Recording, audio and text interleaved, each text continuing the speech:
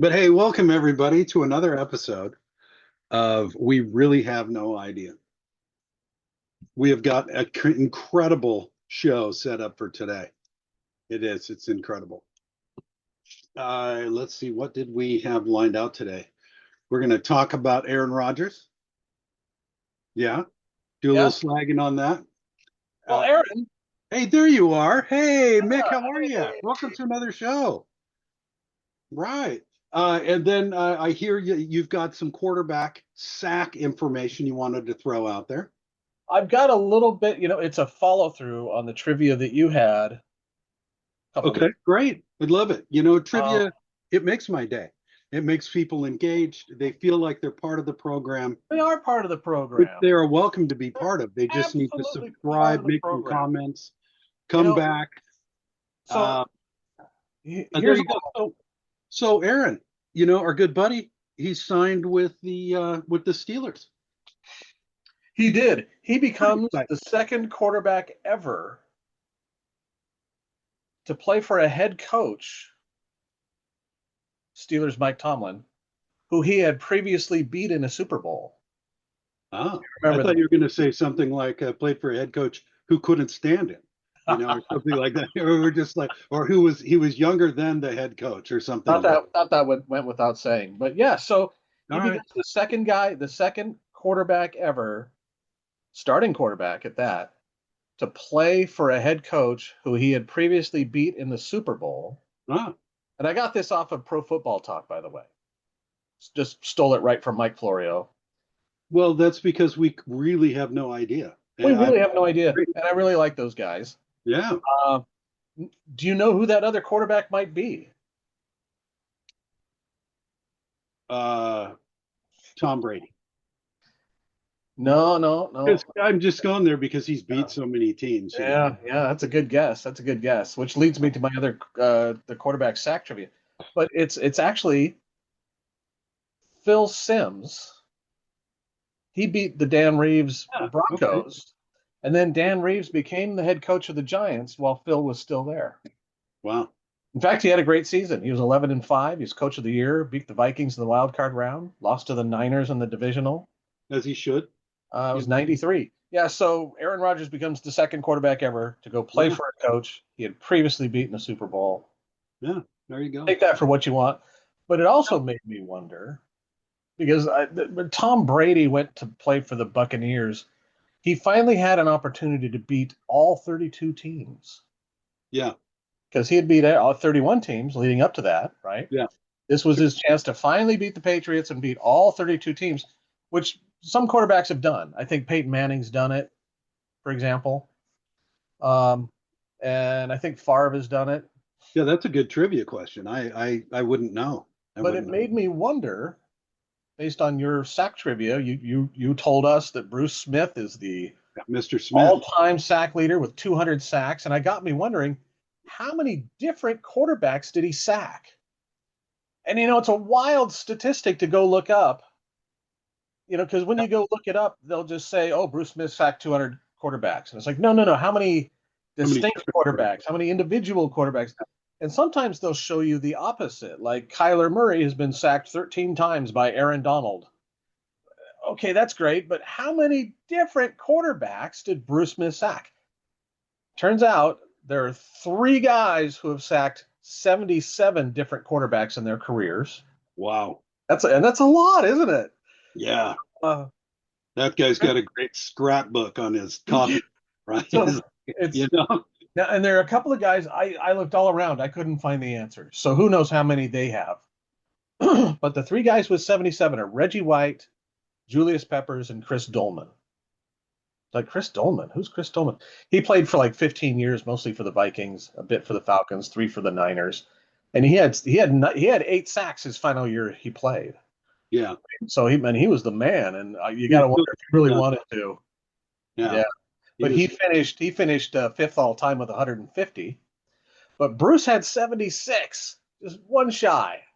Uh, but guys I couldn't find: Kevin Green, Michael Strahan, Jared Allen, Lawrence Taylor. You would think that we'd have every me. stat, every which way, upside down, backwards side. Couldn't find it on Lawrence Taylor. Huh. Crime, just a crime. But let's round back up to the top of the program that you brought up.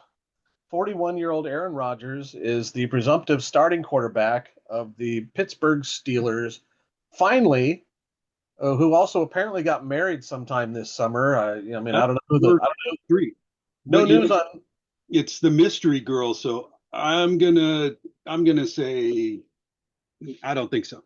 No news on who the lucky victim is. Yeah, so I think maybe it's just a ruse, right? So he can pass his physical, you know? Like, hey, Aaron, your Achilles is really messed up, or your neck is broken. He's like, yeah. Oh yeah, but I got married, you know. Exactly. So I ball and chain. That's what's wrong with my ankle. I got a ball and chain. Yeah, exactly. So I got yeah. So I was reading over his contract details, right? So he got a 10 million guaranteed, right? And then I guess he has to win everything. Yeah, pretty much. Pretty much. And he's got to play over 50% of the time and win everything to get his incentives. At every level. At every level, yeah. Not only do they have to have a winning record, not only do they have to make the playoffs, yeah. But when they get to the playoffs, he has to play over 50% of the snaps in each level of the playoffs. Yeah. And then not only win the Super Bowl, but be the Super Bowl MVP. And if he meets all those markers, if I'm not mistaken, he's going to end up with 19.5 million.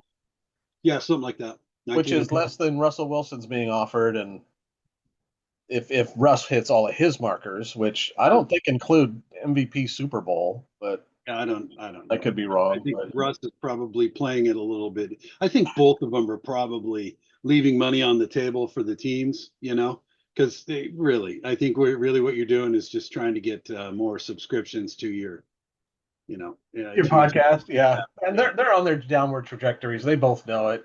Yeah. But I got to tell you though, and this says more about the roster on each team than the quarterback, I think, the individual quarterback. I think Aaron Rodgers has a bigger chance of finishing the season as the starter than Russ does. Yeah, I would agree. Who's Aaron going up against? He's going up against Mason Rudolph and that kid that they I can't remember his name. The kid that they drafted. Skylar Thompson. Skylar. Yeah, that's right. They brought him up from Will Howard. Will Howard. So they drafted him from Ohio. Yeah. So, but on the Giants, they've got Jameis Winston, Tommy DeVito, and Jackson Dart. Yeah, I think Aaron stays the starter longer than Russ does this season. Unless Russ is on the backup. Who else is on the roster? I think Jackson Dart probably takes over by game 6, game 10. I don't see Mason Rudolph stepping up and taking over for Aaron Rodgers, maybe for injury. Yeah, maybe if he's injured. Yeah. So Aaron probably finishes the season and then he doesn't have a contract again. I mean, Russ got a 2-year deal, right? Which is really just a 1-year deal, but it just looks better. That's all he wants to do is look better. Yeah, you got to look better. Yeah. He's like, hey, look, my wife is a superstar. You got to help me out here. You can leave it 0. You can leave it blank. Just go with 2 years. Please. 2 years, and I'm in New York. Please. Money-making capital. Aaron's down there. He's slinging ore? He's trying to make steel. All right. Yeah, he's industrial. I'm prime time. I'm Broadway. Yeah. So what are you predicting with Aaron though? You think how far do you think he'll go? How many games do you think he'll go before it's over? Well, I think he'll play out this season. You think so? Yeah, let me reframe the picture. Okay. Or the question. Do you think he's going to make it through the season? Without injury? Yeah. No. Do I think he's going to re-injure that calf or that ankle or a rib? Is he going to break a collarbone again? Yeah, he's going to get injured. Is it going to take him out for the season? Hard to say. I mean, like Mike Florio likes to say on Pro Football Talk, Father Time is undefeated. And you and I both know that. I think the wear and tear is going to get to him. I mean, you've said it. He could kick both our asses. Oh yeah, but we've got 15, 16 years on the guy. So Father Time's Father Time's had his way with us a lot longer than he's had it there. That's true. That's true. But, You know, so, we get paid to sit here and talk trash about him, so it's all good. Yeah. but I'm does he? looking. But I think he has a chance of finishing the season. I think because if all he does is strain his calf or bruise a rib, or maybe even crack a rib or something, I could see him toughing it through and finishing the season. And convincing Tomlin that he could play better than Mason Rudolph or what was the guy's name? The draft pick. Yeah, I don't know if Skylar Thompson makes the final cut on the roster. So yeah, I think he finishes the season. Does he play next season? You know that Aaron Rodgers is the all-time leader of sacks, quarterback being sacked. Being sacked, yeah, he finally surpassed. Yeah, Fran Tarkenton. Yes, well, and not only that, Favre was there for a while. Yep. Yeah, so he is now the all-time leader. Well, longevity will do that for you, you Yeah. know. So I'm surprised. I've looked that stat up. I was surprised to see that Russell Wilson was number 4. oh yeah, he had a season where he was sacked like 67 times. Yeah, he was sacked, every other play. One of the big knocks against, in my opinion, John Schneider, Yeah, Seahawks, is that he doesn't believe in paying the offensive line. the offensive line. Yeah, Dude, go look at some of the most dominant teams you've ever seen. I mean, yeah, build a great defense, but protect the quarterback. You got to score a couple of points. yeah, because then you've got Dave Craig on that list as well, right? Another Seahawk. Yeah, it's kind of Seahawk legacy. But I lost the thought. That's all right. No, it's all right. Well, let's just go back to Aaron Rodgers getting sacked 571 times. Well, here's an interesting thing. So on October 4th, 1998, a 36-year-old Carolina Panther named Kevin Green, love Kevin Green, he sacked a 44-year-old, a guy they called out of retirement, a 44-year-old Atlanta Falcons, Steve DeBerg. So this is the only sack with a combined player age of over 80 years old ever since sacks have been tracked. The next closest one. Yeah, like cobwebs and shit. The next closest one was Marco Coleman. He was 35 years old, and he sacked Vinny Testaverde, who was playing. I didn't realize Vinny played until he was 42. Yeah. So that one was a combined age of 77 years, 344 days. Now, This year we have an Aaron Rodgers who just turned 41, and we have a 35-year-old Calais Campbell but he's playing for the Cardinals. I don't think the Cardinals and the Steelers face each other this season. Bummer, because what an opportunity to watch Aaron Rodgers get hit by one of the all-time best. But oh well. Well, you've got what was it? Miles Garrett was talking about. He finally gets a chance to right in the division twice a season, maybe a third time in the playoffs. They play in October, so I can't wait to see that game. And they probably get along, which is great. But he's probably over there just chilling. Yeah. Another notch on the gun belt, another downed airplane on the side of the fuselage. Another guy that he gets to add to his distinct sacked quarterback list. Miles Garrett, there's a guy, he went 0-17 before he ever was in a winning game. Yeah. He was drafted and was part of that 0-16 team, and then next season they started 0-1, and then they won their second game. And you think Miles Garrett losing 17? What? Well, it's not all on one player. It just can't be. Anyway, we'll see what these stats are just mixing right in. Love it. Yeah. I haven't even gotten to the trivia. Oh, we have trivia today? I've got a couple of little things. I've got one. We're like 15 minutes in. You want to go ahead and drop some? Let's drop some. Man, we're having fun here. Go ahead. First a factoid. One quick factoid. We brought up Tom Brady. The Patriots will be unveiling a 12-foot tall bronze statue of Tom Brady at Gillette Stadium on August 8th. Wow. Before the Patriots host the Commanders in a preseason game. There's no word yet on how jazzed the local pigeon population is about having a way to finally celebrate the career of Tom Brady by shitting on it. But 12 foot tall because number 12, and it's a preseason game. because they didn't want to mess with, his, how Yeah. do you do it when he's broadcasting for Fox? So anyway, Huh. well, I guess I did do one trivia question. I did the Aaron Rodgers, second quarterback ever. Yeah. But here's another one along those lines. The Dolphins are the only team in the NFL to lose a Super Bowl to a quarterback who they drafted. So they drafted a quarterback and then later lost a Super Bowl to that quarterback. Name that quarterback. I'm talking to you. Wow. That's a good one. It is a good one. Yeah. When I was doing the reading on this one, I thought, wow, that's. I mean, I had to sign that disclaimer when we made all those comments about Dan Marino. So I might want to read that. I might want to read that before I don't think you and I have ever said a bad word about Mr. Marino. I mean, if we did, it's all in good fun and all with love intended. Yeah. Mr. Marino. Now we'll speak on Aaron Rodgers all day long, but who was it? So who was it? Who was the quarterback that okay, well, he was drafted. And then came back and beat the Dolphins in the Super Bowl. He was drafted from Notre Dame, 99th overall in the fourth round of the 1971 draft by the Miami Dolphins. He didn't like the contract offer they made him because this was back in 71, right? They'd go, hey, we'll pay you $20. So he didn't like that contract. So he went and played for the Toronto Argonauts in the CFL for $50,000 a season. And by the way, went to the Grey Cup that season. And if it were not for a running back fumbling the ball, they would have won it, or his rookie year.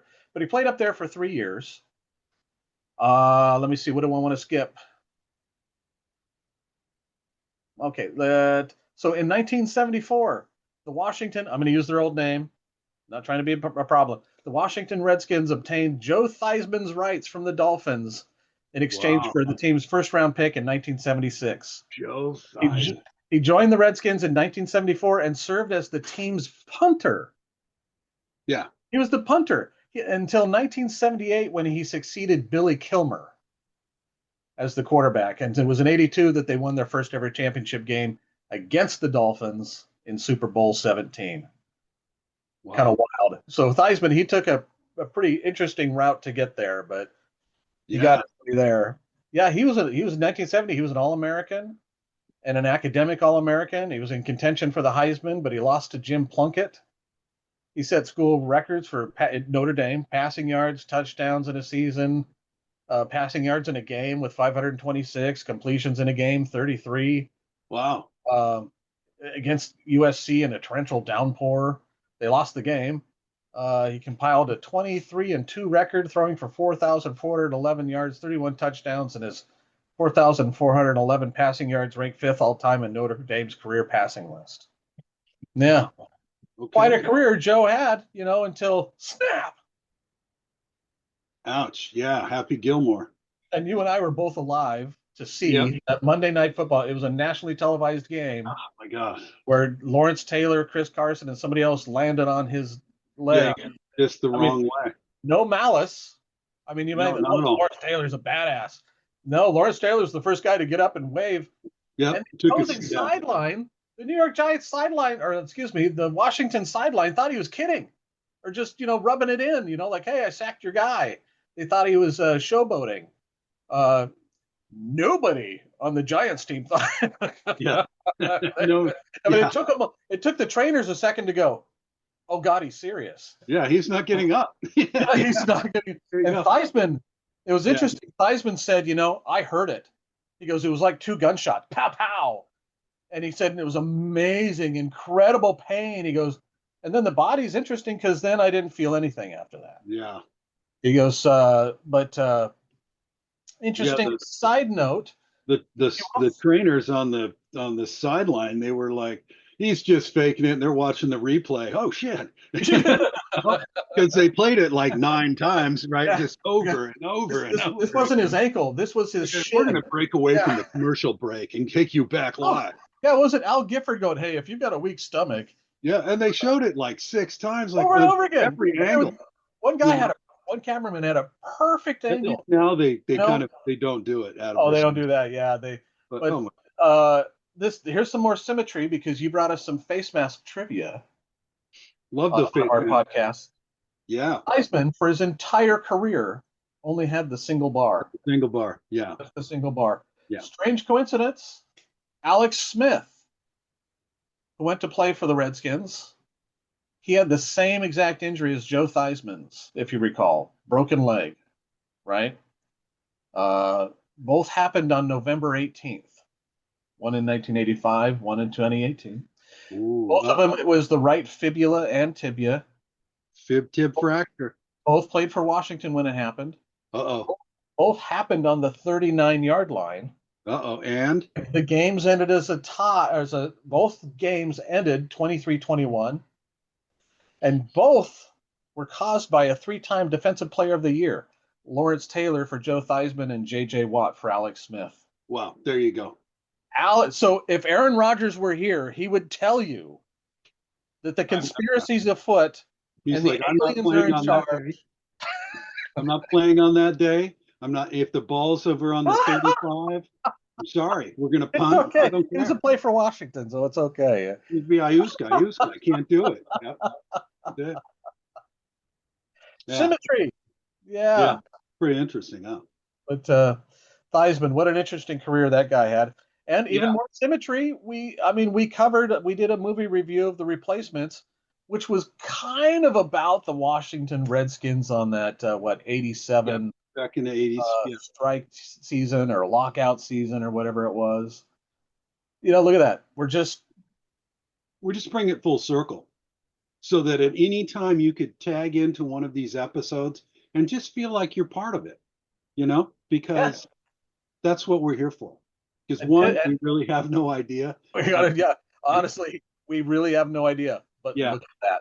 Look at so subscribe. You'll enjoy it. This is the extra mile we go just for you folks at home watching this. Gosh, there's so much to cover, so little time. God, I want J.J. Watt talking about his brother's contract. Yeah, that was funny. I've got the quote here. Ownership and front offices obviously treat this like a business, but they do not like it when the players flip the script on them and treat it like a business back.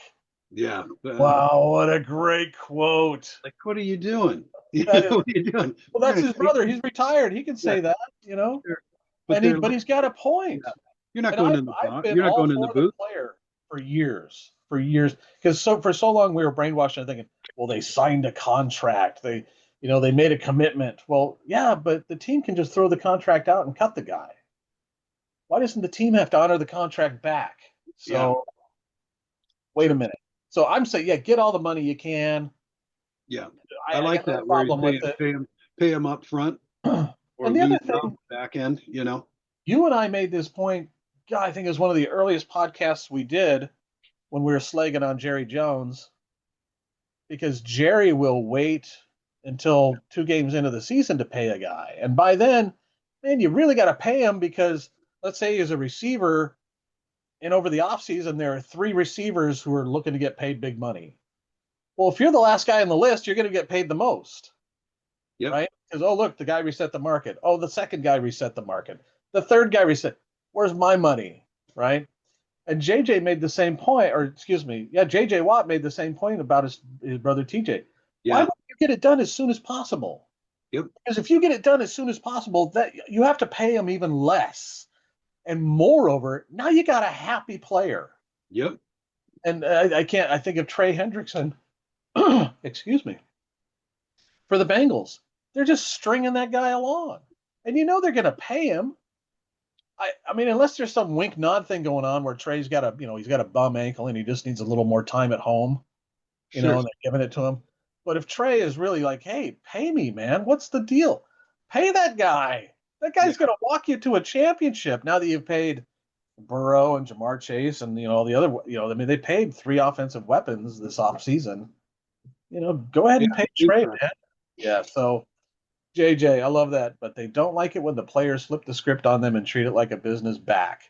What a great line. Yeah. That's going to be like one of the all-time quotes, I think. Yeah, pretty interesting. And I'm glad that he just let it out. Just like, hey, and it's a good point.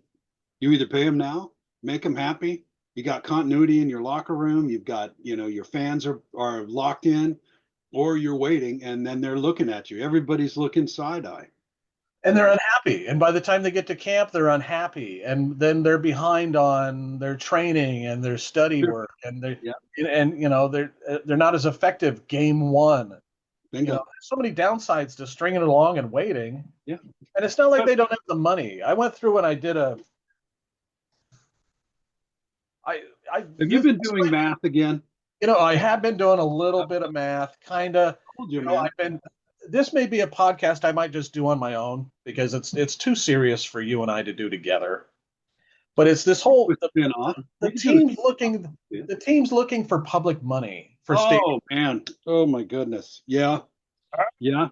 Yeah. And I went through and there's 12 teams right now doing it. And when you go down the list, I thought, well, I'll look up the value of the team, and then I'll look up how much the owner is, what their net worth is. And the owner right now with the least net worth, it's the Bears. The franchise itself is worth $6.4 billion, estimated, of course. Mm-hmm. But the McCaskey family owns it, which is part of the whole Hollis McCaskey, and their net worth is estimated at $1.3 billion. Now that's got to be one of the lowest net worth families or owners in the league, but they're still worth 1.3, and they have an asset in the team at 6.4 billion. 0.4 billion, sure. And yet they're turning around and saying, "Hey, we need public money to fund this thing." But the other end of the spectrum right now in terms of teams looking for money, let's go down the list. The Broncos, they're looking for a little bit of money. I'm not going to get into what they want, but that's the owner is Rob Walton of Walmart. The Walton family, right? And there's a few of these guys around the other guy Cranky, he's married to a Walton. Anyway, his estimated worth is 113 billion. Remember the movie Brewster's Millions, where he inherited money and they had said, here's 10 million. Yeah, you have to go spend this. Yeah, and you can't have anything of value left when you're done spending this. You have X amount of time to spend it. You can't tell your friends. You can't tell your family. You can't confide in anybody. You got to go burn this money. You have to just waste it. And then you get the real inheritance of like 100 million, right? Yeah, sure. If you put that challenge up to Rob Walton and said, spend that $113 billion in the next 25 years, he couldn't do it.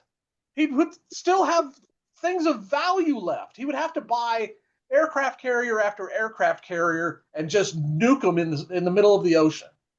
Well, he can't get his hand on the nuclear weapons, not legally anyways. He would end up having these aircraft carriers that are worth stuff. Why are you asking for public money? Yeah. Why? There's no earthly effing reason you should ever go and ask for public money that could otherwise go to health clinics, roadworks, affordable housing. I hear you. Education. Yep. I got a whole list. And it's not like they are offering up an ownership slice or a piece of the ownership to the city or the people donating the money, right? That's something interesting because when Art Modell moved the Browns to Baltimore, the day after there was going to be a law passed, and he knew it was in the works. That not only that they were voting on it, but it was going to pass. So he moved the team in the middle of the night. He got out of town before the law got passed, and it's called the Art Modell Law. And that law states that if you're going to move, you have to offer the team up for sale to the city or county or whatever in good faith, or you have to offer it up for sale to other private investors who would be able to keep the team local. Yeah. Now, that's interesting right now. There's a lot of talk about it right now because the Browns are talking about building a stadium in can't remember the name of the city, but it's like right next to here. I got it in front of me. Maybe it'll pop out. Brook Park or something like that. maybe that's the Bills, but it's like right next to Cleveland. It's like if the Seahawks had built the stadium in Burien.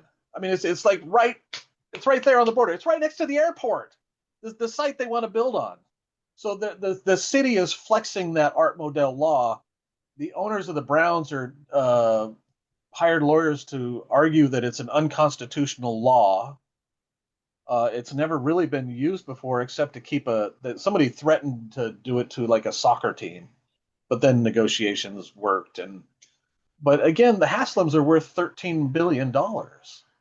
Dude, why do you need $600 million from the city of Cleveland or the state? So what the state's doing, since the Cincinnati Bengals also want to do improvements to their existing stadium, Paycor Stadium. The Browns want a whole new facility in Brook Park. Yeah, it's Brook Park, a 2.4 billion venue to be built in Brook Park. And so the state of Ohio is trying to pass legislation to say, hey, why don't we tap into the unclaimed property fund and we'll create a state sports and culture facility fund, and then we'll create a tax and we'll pay back the unclaimed property fund. This is like the federal government tapping into our Social Security. And then when they don't want to pay it back, they say, oh, we should shut down Social Security.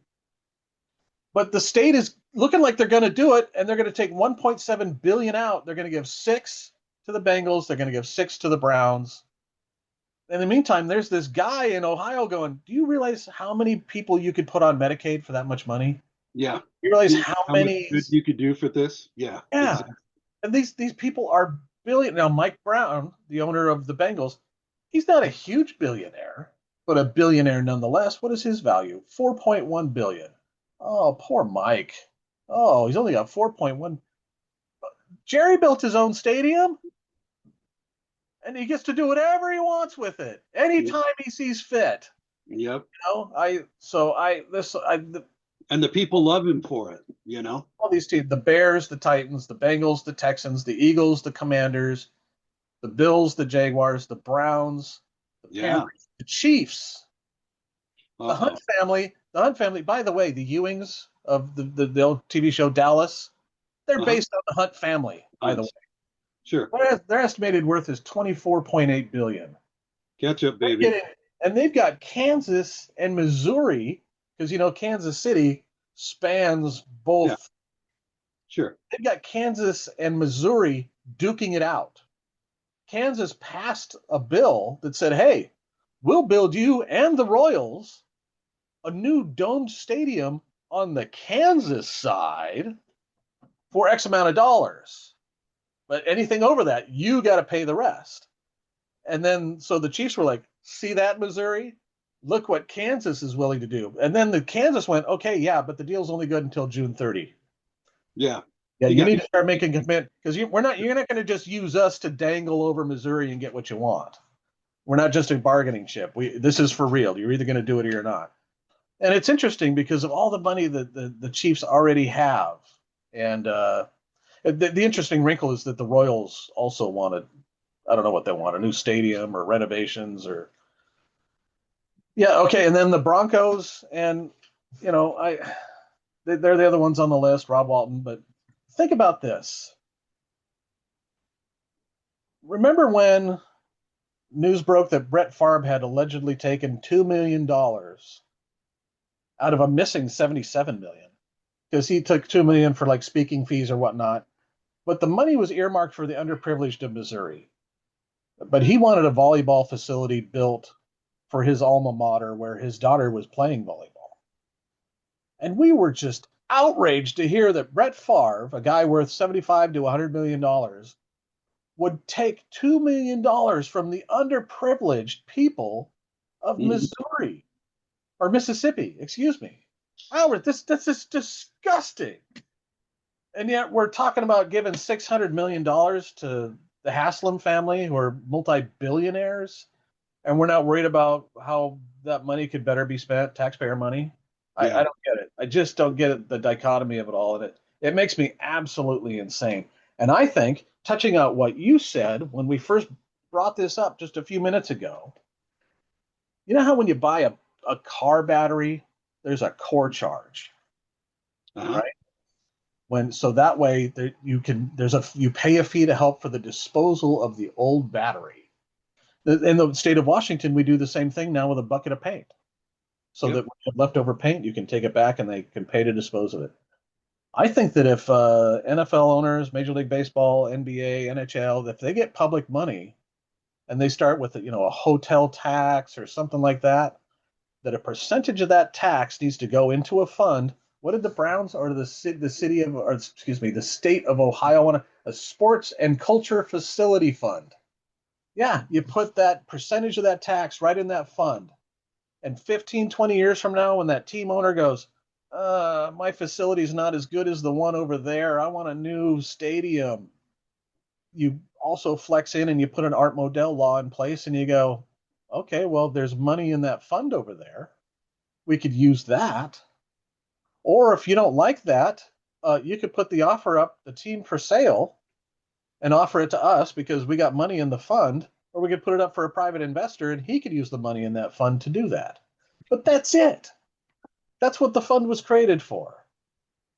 And until we're not going to go scraping money away from Yeah. public works projects and Sure. poor people. And, I mean, next time you're sitting at a red light, if any of you are watching this, you're sitting at a red light or you've driven over a pothole or you've got to drive a long distance to go to an urgent care center or a clinic, or you're wishing that the public parks were better, or the police response times or fire department response times were better. Just be thankful you've got that new stadium, That's right. because that's where that money went. That new stadium, that shiny. And don't get Wow. me wrong, You're the kind of guy. Okay, Buzzkill. I look Damn. down at Safeco Field. Well, it's not called Safeco anymore, right? It's T-Mobile Park, and I go, "Wow, this thing's great." On the other hand, it's 24 years old, and no one is complaining about it. Yep. I don't see why it couldn't last another 20 years. And I would hope the same for this. It's so-called Lumen Field right next door to it for the Yep. Seahawks. These team owners have enough of their own money. Do it yourself. Quit taking money from poor people. Yeah, I'm a buzzkill here. That's why I was saying I should do a whole thing about this on my own, but it's making me crazy. Man, don't let it get you down, man. Well, the I other mean, part is, the FIFA World Cup is coming next year, oh yeah. 2026. And one of the places they're going to be playing is in Dallas. Well, Dallas, I think they're playing in Dallas. Uh-huh. Dallas has already gone through this. They've already done all the upgrades they need to do. One of the things that they insist on is that all of the seats have a back. So, But they don't do bleacher seating. Yeah. yeah, so like the Crow's Nest at Lumen Field, they're going to have to redo those. They're going to have to put seats in. So that's some of the cost of the 19.5 million the Seahawks are going to have to spend to get Lumen Field ready. Or is it the Seahawks? I think it's the Seahawks. Another thing is they have to play on grass. They don't Yeah. play on that artificial turf, They don't play on turf. and they don't play in a stadium that's named after a company. Can't be named after, so they're going to have to take the name Lumen down, at least for the duration of the FIFA World Cup. Yeah. The Niners also volunteered that they knew it was going to cost $50 million to stage in Santa Clara, and they have a $37 million shortfall, and they're looking for private donations. I haven't looked up how much the York family is worth yet, but And with all of the affiliate marketing that we're doing, we might want to give them a ring. yeah, volunteer up some of our. Yeah, we could throw some of our cheddar, some of that chicken, and throw it their way, and just let them know. You got to take care of yo chicken. Right, just let them know we're here to help out, because They can call Marshawn up. I bet he's taking care of his chicken. we got a little extra chicken to help out. Sure. But that's funny, because a lot of the players, they want grass, but the owners go, no, no, no, too expensive. But if they got to host FIFA World Cup, yeah, bring the grass in. Yeah. The players got to hate that. Okay, the grass is here, keep it, right? Nah, we're going back to turf. This irrigation and vacuum. Yeah, and then actually have to take care of it. Yeah, I agree with that. The only reason Arizona has it is because it's on the campus and it's part of their yeah. what do they call it, botany or horticulture or whatever their program is. A pretty slick thing, right? Where it slides out from under the stadium and it's out there out in Yep. the air and in the ground, in the sunlight, and then they go to play a game and they slide it in, right? And they stripe it up. That's pretty Yeah. slick. That's Somebody was thinking. Yeah.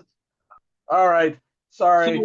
so what are we going to do? What are we going to talk about next time? What do you want to talk? Let's, pick a topic, man. Next I can time? see you're fire. I can Well, see you're fired up about this, about public money for thing. So I think what I'd like to offer up is I will mediate well, see, I'm always fired up about that. what if I I think that's interview kind of a you? downer. I think you and I, we made a promise that we haven't followed through on yet. We promised, and I got to tell you, I think it's one of our most popular podcasts to date, if I'm not mistaken. I haven't looked at the stats lately, but was a movie review for Remember the Titans. Remember the time. Let's do that. I think that's the next one we should do. We've been promising it and promising it. We should do our movie review for fan was Remember the pissed. Titans. There was a fan that was pissed out there because let's get Mick off of his soapbox. Sure. Mickey But Downer. if you need me to interview you for the public funds and get your point on that, more than welcome to. Sure. Bullet by bullet, team by team. Oh, right. You can bring some flashcards, visual sure. aids. All right. Yeah. So the next one up is going to be Remember the Titans review. Excellent movie. There was that. I think I've watched it twice since we were going to review it. I mean, I think I have as well, and I think I'm going to watch it again. I mean, it is. I'm happy to watch it again. Don't get me wrong. I'm going to love watching it again. It's a great. Yeah. It's one of those movies I like. There's a handful of them like that. Woodlawn, Remember the Titans, The Replacements. I've been trying to get caught up on some of the movies I have that I haven't watched, but. And then we are going to be changing up our format at the beginning of NFL season because we do have fantasy football spinning back up. And that was the initial idea of this podcast, was to be just for our fantasy football league and or fantasy football in general, knowing that we would talk about other things. Yeah. And we just got a late start. We just didn't quite get it going. It's all good, but we've worked we've worked out a lot of the kinks. So So that ought to be fun. It come fantasy football season, and when it's time to lead up to the draft, and we can talk some smack, and hopefully have some guests on the show. Yeah, that's it. I think I'd like that if we could find a way to do the podcast on. Well, I don't know. Maybe that doesn't matter. I got to thinking, on that waiver wire day. But I guess it doesn't matter what day we do the show. We still got to get the contracts back from legal so that managers can join us and their comments can be used freely. But we'll get that done. So remember, we really have no idea. We really don't. And I appreciate you watching. I'm absolutely hit the links below. Subscribe. Where is it? Is it over here? It's down. It's over here. It's over here. I go like this. It's over here. Yep. Is that what it is? Remember, it makes me look like I'm doing something wrong. Minshew, if you're out there, you've always welcome. You're welcome. We have a space for you. We have a prize, a Stone Cold Steve Austin action figure for you. It's for you. It's for you. Just for showing up. The only string attached is that you show up. You just got to show up. Doesn't even need to be in person. We'll have the Zoom call. The questions, right? We know what to say. You just show up. It'll be great. And if you don't want to show up, that's okay. We're still going to invite you. Like and subscribe. Tell your friends. That's right. All right. Tell people you don't like. Have a good one. Be good and take care of yourselves. Yeah. See ya. Bye.